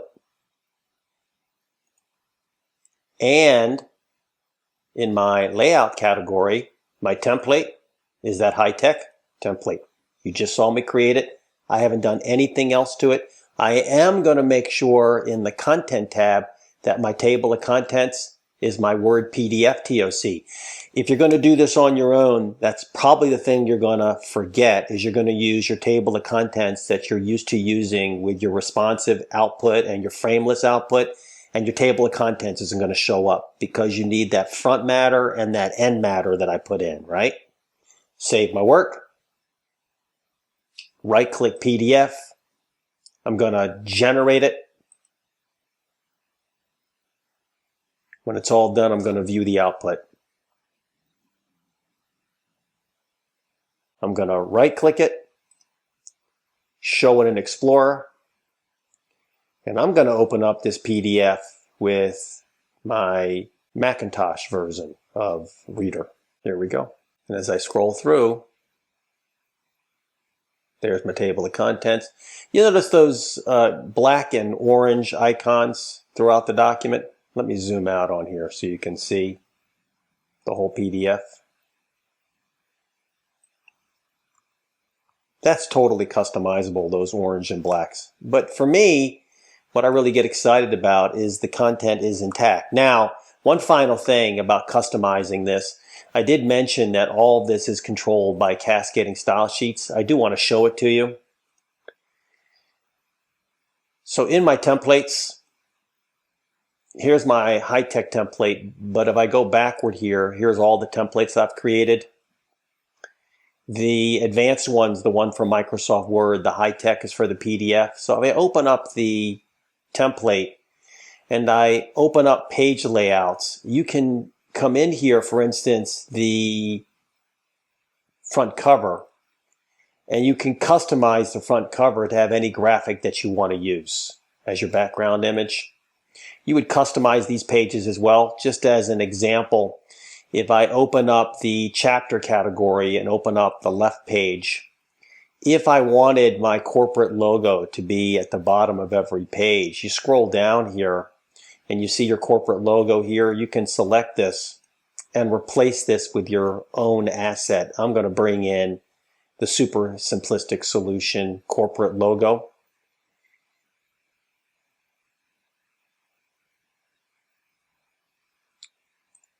And I'll click insert.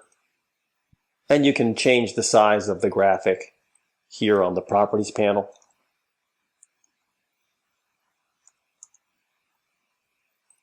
And I can replace this with my company name.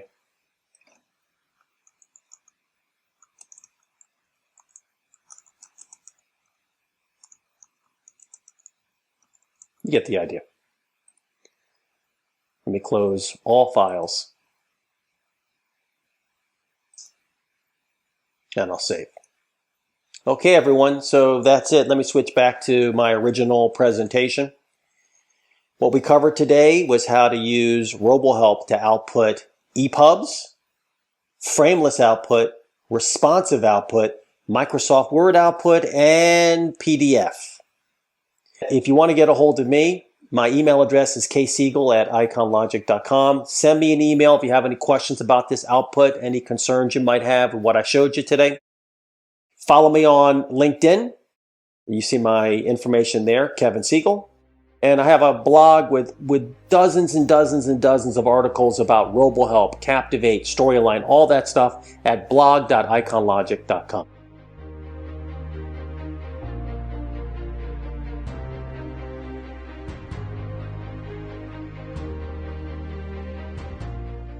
Thanks for joining today. I want to talk about a key challenge that most companies face. I believe it's in regards to find. And what I mean by that is being found. Found by decision makers, found by potential employees, and of course, ensuring that a business's offerings are found by potential buyers. The solution is not in software or technology, but in content strategy. In recognizing content as a key business asset. Let's learn a bit about where RoboHelp, FrameMaker, or AEM Guides enters your world. Let's talk a bit about tools, about data or structured content, about guides, and also about the idea of find, and Scottish Highlands. Content and how you create it is critical to business success. I mean content. If you lose your buildings to disaster, you can rebuild. I've known business owners, I've had neighbors and friends who have lost a house to fire or to storms, and the thing that always strikes me is what they felt they've lost. It's the pictures, the letters, the content that drives memories, the experiences. They lament the time that they'll have to invest to rebuild, recreate, or rewrite. They think back to a file cabinet that had papers in it, a computer that didn't get backed up, that had business documents, things that are crucial. I've also had friends who moved and literally took the door trim that marks the height of their children. It's content that matters to them. It's what would be lost in a disaster, and it isn't actively considered important, but it's core to what matters. Businesses need to understand just how much content matters. Some do, and they remember to back up the materials to the cloud or to offsite data centers. What matters, though, is the documented history of where the business was, the content that defines the present, and how it works with future plans. That's what you need to manage. You need a plan to continue to move forward, and to move what matters. Lose your stock price in a down market, you can recover. Lose a building to disaster, you can rent elsewhere or rebuild. Lose the ability to come to the office in person, you can work remotely. Lose key employees, you can outsource, hire, or even plan and build a pipeline from within.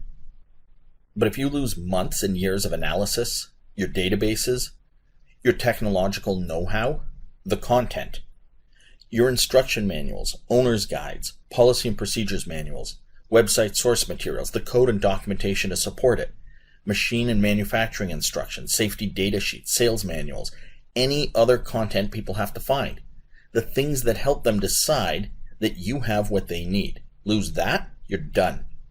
You lose this every time somebody fails to document correctly, doesn't do an exit interview, doesn't track informal or formal workflows, fails to ensure content is future ready, or just doesn't consider content as a key asset to a business.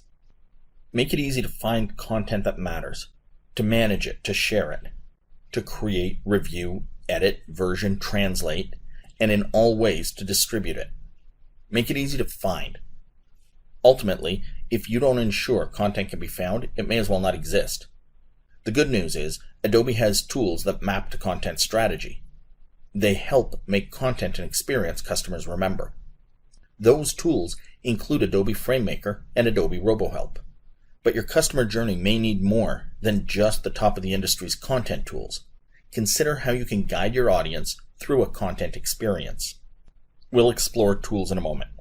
A quick background on me and our company. My name's Bernard Aschwanden. I'm the president of Precision Content. I've got my own bias as we focus on tools and technologies that drive content strategy. In part, we want to be top of mind when it comes to AEM guides, data, and the intelligent delivery of content. Precision Content specializes in working with structured content, management of information, content strategy, and content delivery. We help so that clients can deliver the right information to the right people, at the right time, and in the right format. We make it easier to find what people need so that they can make their correct decisions. After the company slide is the obligatory About Me slide. Or maybe my camera's turned on so that I can look out at the world and you can see me, but that's not me. He is, however, part of the reason this is recorded. The live session is being delivered October the 11th. Literally the exact day and time my wife is celebrating a milestone birthday. I'll avoid getting in trouble and say it's her 29th, again, for 21 years in a row. I'm recording the session early while on a trip to Europe. The recording's done in Ireland. The day you hear this, we're going to be in Scotland. And we're literally on the Highlander tour, and I'm about to show this guy this screen and tell him that you're listening to this recording. And at the same time, his business URL is being seen around the world. During a session hosted by Adobe. And I'll tell him that. Yeah, that Adobe. The one that does Acrobat and Photoshop. That's why it's recorded. More pictures that aren't me. Vivian, however, is being surprised on the trip. She didn't know our destination, and we flew Air Iceland. We then connected to Dublin, where I am right now as I record this. We had dinner at Powerscourt Estate, just south of the city. Dinner last night, and we watched the moonrise over the mountains, and of course, the mission of find mattered every step of the way. I needed to find places to stay, ways to travel, and things to do. Every single part of the trip involves discovery of places, things, and people. It means I'm spending money, promoting businesses, and continuing to find more about the places that we visit. I'm also going to have to find these pictures again, remember the stories to tell, and ensure the message is clear and consistent, which kind of gets me back on track. Content, messaging, and the experience a customer has. Our Highlander guide has heard of Adobe. Of course he has. This same company he's heard of owns technology for content creators. Creators who want to do things that help them be found. To that end, they use technology, like Adobe FrameMaker. This is a tool I've used for years. I still have a box of the floppy disks that came with version 3. I have my geeky t-shirt that says keep on tagging. The data author and the default templates were built in part by me. It's been a great tool for over 30 years, and it is the way I create PDF when I work with structured content in DITA whenever I can. FrameMaker is a content creation platform. Content can be smaller topics, but historically it's been seen as a chapter assembled into a book. The technology is supporting creation of content and continues to keep pace with speed boosts in new chips and computers. It has tech libraries. It's being built to work on higher resolution displays. As a platform, it continues to be advanced. The Adobe marketing page has main tags that tell you about the functions in the new version that support the author. Remember, find? This is one way Adobe organizes information so that you can find the right tools. FrameMaker can do interesting things when you migrate Word content, including splitting files into chapters. It even lets you import Word directly into DITA.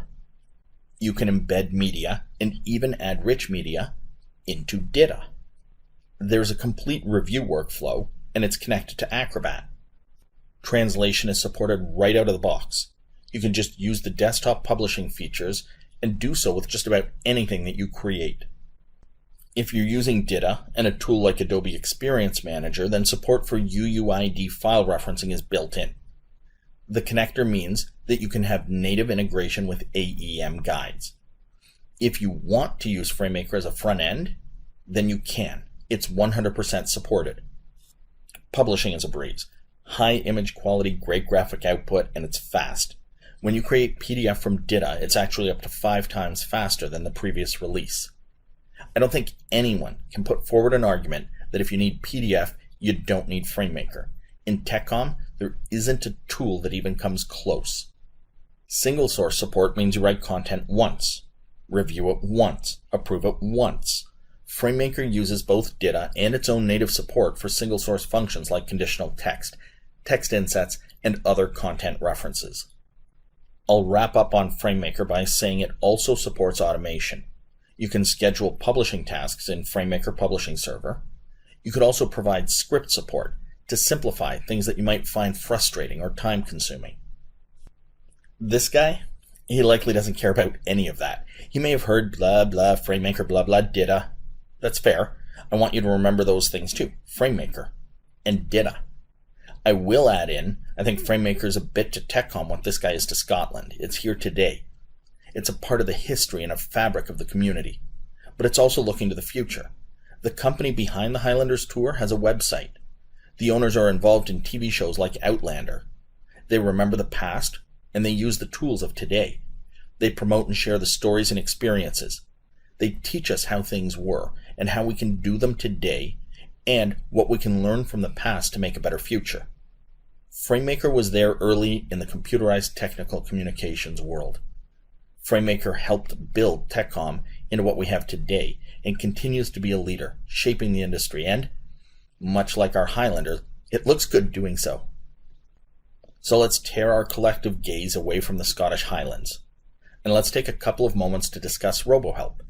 It's also got a rich history. It also has a present that is similar to what FrameMaker offers. It's a platform used by people who create technical content. The writing is less long-form than FrameMaker traditionally is known for. There's topics, and they're assembled for publishing. Discrete units of information compiled as needed. And it supports JavaScript to extend its default functions. You have author tools that help you create clear information and supports conditional content. You can work with CSS to drive the look and feel of the environment. It supports content reuse, cross-references, and micro-content. You can import Word documents, HTML, and Markdown. You can also import FrameMaker source content. Multiple graphic types are supported. That includes web, mobile, and print-friendly SVG files. There is an out-of-the-box online review tool that allows change tracking and integrating the changes directly back into RoboHelp.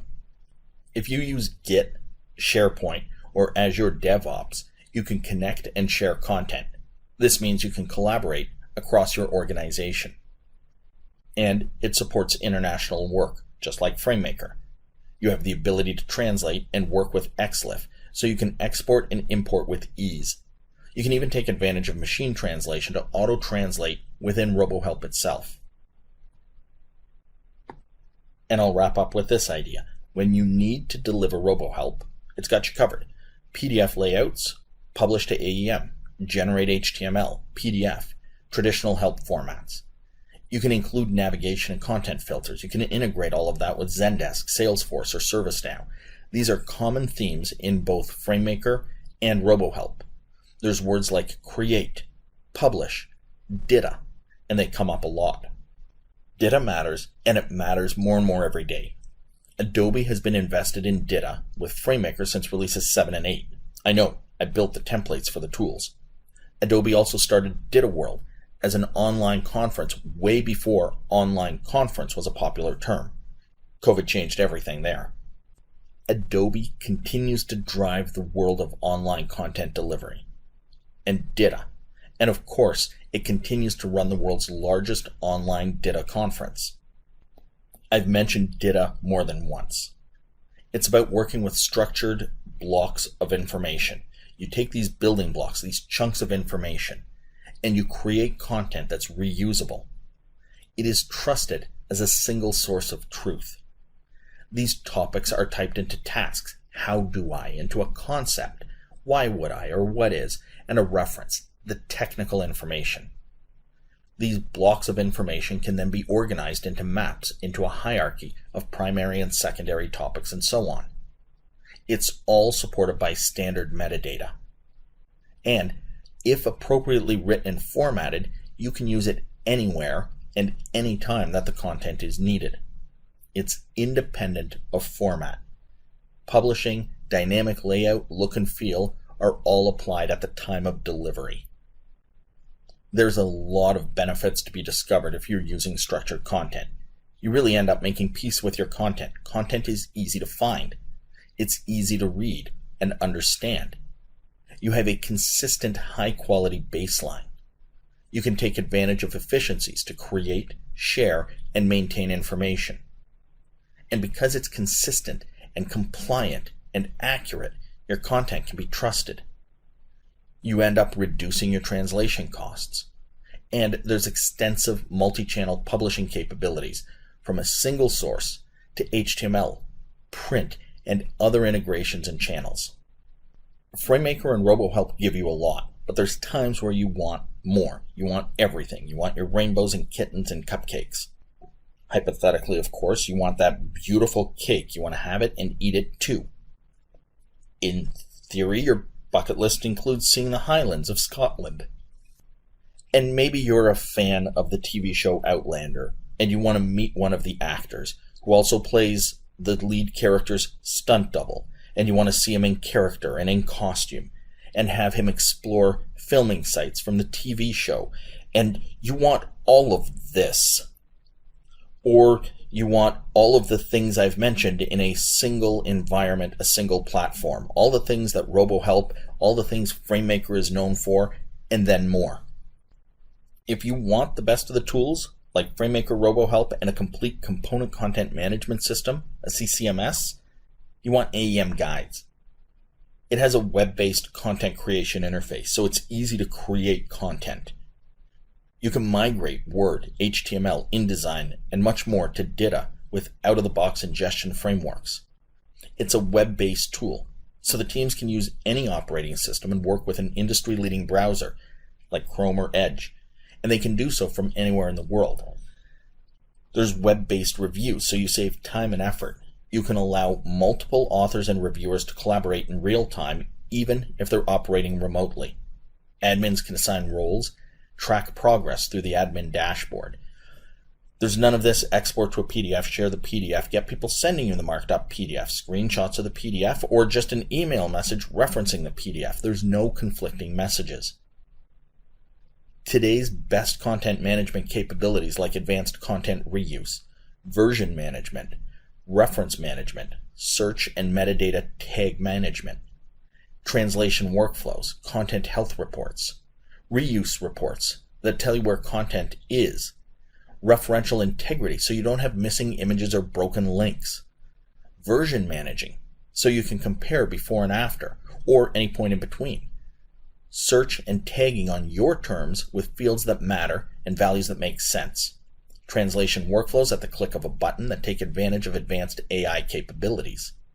You can quickly deliver content through native publishing to Adobe Experience Manager sites, PDF. You can deliver easily to all of your client touchpoints, HTML websites, CRM platforms, Internet of Things applications, chatbots, Kindle, and a lot more. You use advanced publishing engines that only a company like Adobe can create. And if that's not enough, you get a bucket full of REST APIs to build virtually anything, and artificial intelligence and machine learning, powered by Adobe Sensei, to unlock super fast delivery and easier content discovery by customers. As a powerful CCMS, Guides does what a CCMS is entrusted to do. Teams can work with content, and that content can start in tools like FrameMaker and formats like XML or XHTML. Your RoboHelp source content, Word files, InDesign, Ditto, Markdown. Make them at home in one tool. Follow one standard. This rich ingestion workflow means you don't lose the legacy of what you have, but you make it future-friendly. You create and manage content right inside Guides. There's a web-based editor that's good. I say that as a structured FrameMaker author and user. It's really good. The bulk of my day writing inside a Ditto space is in Guides at this point. Tag content using standards. Make it simple to flag a note as a warning, caution, or tip. Assign product, platform, or audience attributes with a simple drag and drop application of conditions. Reuse structured content with ease. Drag and drop, bring in a complete reusable example or a set of complex steps directly into your content. Use structured shells so you don't have to think your way through complex patterns. You just add the words that make the content make sense. For translation, you click a few buttons and machine translations can start to convert your materials between English, Francais, Deutsch, and Italiano faster than you can say, traveling in Europe with my wife. And yes, there's a search feature. You can use it as a content author to find topics in the repository that you need to edit, or later as a consumer of content to find what you need in your PDF, HTML5, sites, and many other outputs. Add to that amazing review workflows. Kick off a review. Have teams work in real time and see each other's content as they submit every note, highlight, addition, deletion. Decide which people have what permission to see and to comment on topics. Route files in order from one person to the next or send it to entire teams. Version content with the ability to compare before and after or even see any state of content compared with any other. Roll back content if errors are made. Branch and merge materials where needed. When you're ready, you can kick off a broad range of workflows, each of them customizable using visual tools. And reports. You can identify missing content, out-of-date files, checked out materials, translation status, and a lot more. When it's time to deliver content, you can take one source that you trust and approve and output it to so many formats. Bulk publishing is supported, so you select a few checkboxes, click Generate. You get HTML, AEM sites, PDF, for A4, 8.5 by 11, full color, or black and white. You can send the content to mobile apps, platforms, and portals. Along the way, decide if you want to publish it for specific audiences, products, or platforms. You move far beyond publishing one omnibus 1,500-page thing called User and Admin Guide for Mac, Windows, and Linux Users of Slideshows, Spreadsheets, and Documentation. It's not a manual that's a PDF. It's instead delivering targeted information, such as the complete guide to system administrators working in Windows 11 who build great slideshows. Your audience experiences the right information in the right format at the right time. AEM Guides does this by using the knowledge Adobe has about technical communications, marketing, sales, what the development teams through the management of RoboHelp and FrameMaker over all of these years have learned. They started in Tech Comm and marketing, and it shows when you need to create solutions for your users. Oh yeah, and you can use the power of Adobe Sensei, a stunningly capable artificial intelligence and machine learning tool. Why? Because AEM Guides is a complete package. It gives you almost every function you can envision in FrameMaker or RoboHelp and much more. It's a single source of truth.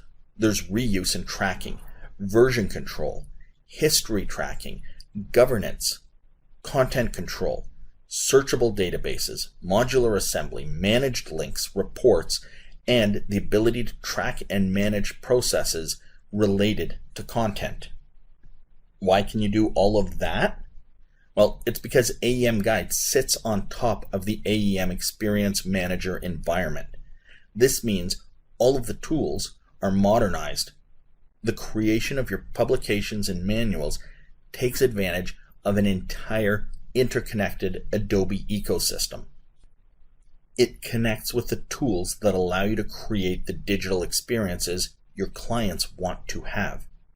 The tools that manage your content, allow dynamic and interactive online and print forms, drive displays in lobbies, and then it all works in the entire Adobe Experience Cloud. Guides works with Sites. Sites is part of the Experience Cloud. The Experience Cloud helps enterprises with digital acceleration and transformation.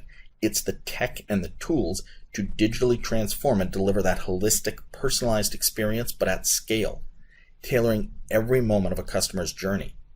From the design and the creation of content to the measurement and delivery, the Experience Cloud makes it possible to make, manage, measure, mobilize, and monetize all of those experiences from one integrated cloud environment. Digital transformations enable engagement with customers on a channel of their choosing. Let me close out by recapping the idea of an amazing experience, and let me also thank our host today, Stefan, Gentz, and the entire Adobe team. The people behind FrameMaker and RoboHelp aren't here to tell you which tool to use, because the right tool is the one enabling you to give your audience what they need, to do so in the simplest way possible, and to support the journey that they're on. AEM Guides is the next step on that journey. As an organization grows, and as structured content becomes key to the creation, management, and distribution of your content to the right people in the right format and at the right time, you should consider how you take people on a journey to an amazing experience. And speaking of amazing experiences, I have to get going. My amazing experience is likely wrapping up just about the same time your session here is. Mine's going to end with a glass of scotch, some amazing stories, and a great evening in Glasgow. The next few weeks will see us having a few more incredible adventures here as well, and once we're done in Europe, we'll be heading back home. I hope to have time to follow up with you on more questions that you may have then.